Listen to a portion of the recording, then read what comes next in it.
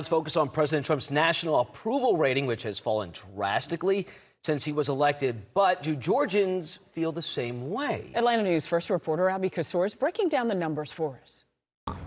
In his inauguration speech, President Donald Trump said he would restore the American economy. In his first 100 days as president, he signed more executive orders than any other president in modern history. Still, polling shows the majority of voters feel he's moving too fast. National polling shows President Donald Trump's approval rating at 42%. The poll, a mix of Republicans, Democrats, and independents, grading the president like a report card.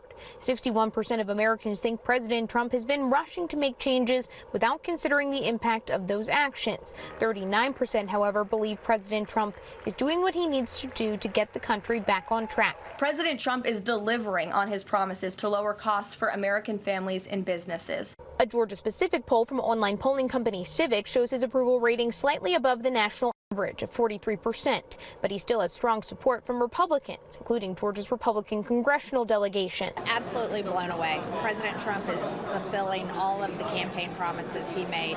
I love his vision.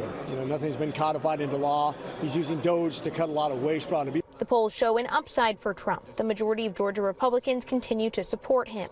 He campaigned pretty directly on the things he was going to do, and I think they were sort of discounted by a lot of the political observers, but his first 100 days has clearly been impactful.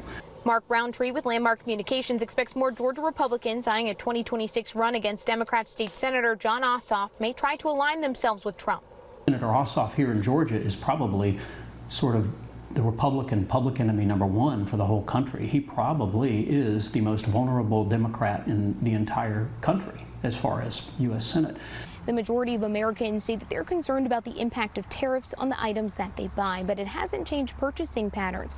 According to the poll, 51% of Americans say that they haven't changed their purchasing patterns, and 21% say that they've actually sped up purchases. In Alpharetta, I'm Abby Kassour.